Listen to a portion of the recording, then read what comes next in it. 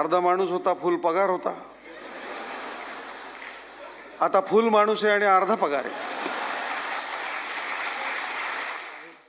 आरोग्य उत्तम ठेवा.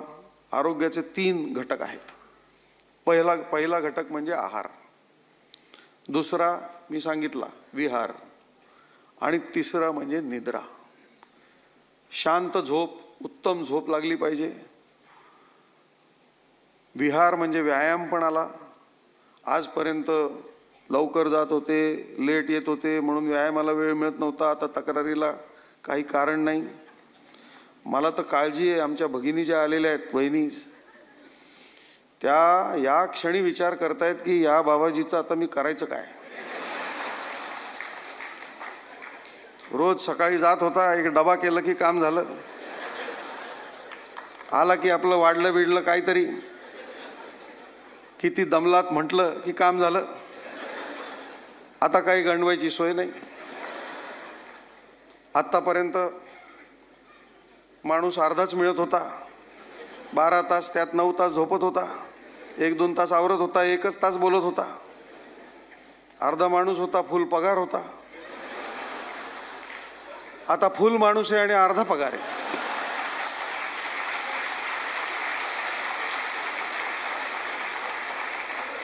तर ताई, तुमची विवंचना मी समजतो आणि म्हणून तुमच्या सगळ्यांच्या साक्षीनं रिटायर होणाऱ्या सर्वांना सांगतो की आत्तापर्यंत त्या जसं काही सर्व चालवत होत्या तसं त्यांना चालवू द्या.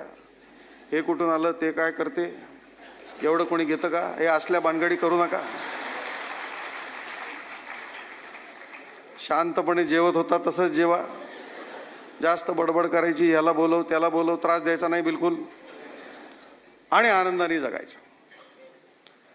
कारण काय आहे की खरोखरच आपण घरी नसण्याची घरच्यांना सवय असते, आणि आता घरी असण्याची सवय त्यांना लागेपर्यंत आपलं वागणं, आपलं बोलणं, आपलं चालणं जे आहे ते त्यांना सुखकारक असलं पाहिजे, त्रासदायक असता कामा नये.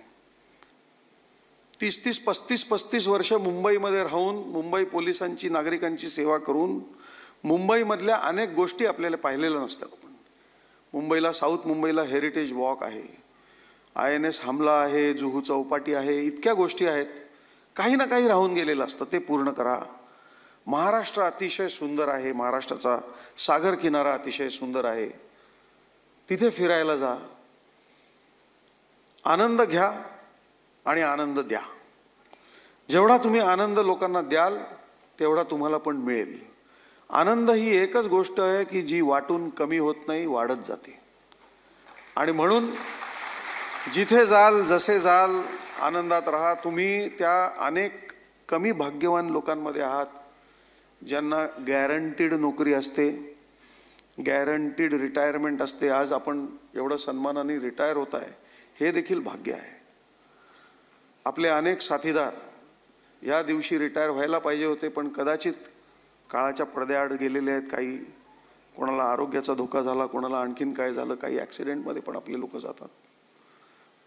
आपण भाग्यवान आहोत की आपण आज या कार्यक्रमाला उपस्थित आहोत, सन्मानाने रिटायर होत आहोत. आणि असंच भाग्य आपलं जसं इथवर चालत राहिलं तसं यापुढच्या आयुष्यात देखील चालू राहावं, अशा माझ्या आपल्या सर्वांना खूप मनापासून सदिच्छा आहेत. 5-6 गोष्टी मी सांगतो नेहमी लोकांना. एक म्हणजे आपल्या वेळेचं नियोजन करा. आता आपल्याला खूप वेळ आहे म्हणून लोळत राहायचं, वेळ फुकट घालवायचा असं काही करू नका. कारण वेळ ही अतिशय मौल्यवान बाब आहे. वेळ ही एकमेव बाब आहे की जगाच्या कुठल्याही मार्केटमध्ये आजपर्यंत कोणीही विकत घेऊ शकला नाही, कितीही श्रीमंत असेल तरी. वेळ ही एकच बाब आहे जी तुम्हाला, मला, सर्वात श्रीमंत माणसाला, सर्वात वयस्कर माणसाला सारखीच उपलब्ध आहे. त्याचा विनियोग जो आहे तो अतिशय चांगल्या प्रकारे करा. कोणाचे छंद काही असतील ते जोपासा, कोणाचे राहिले असतील आज सुरू करायला हरकत नाही. It is never too late.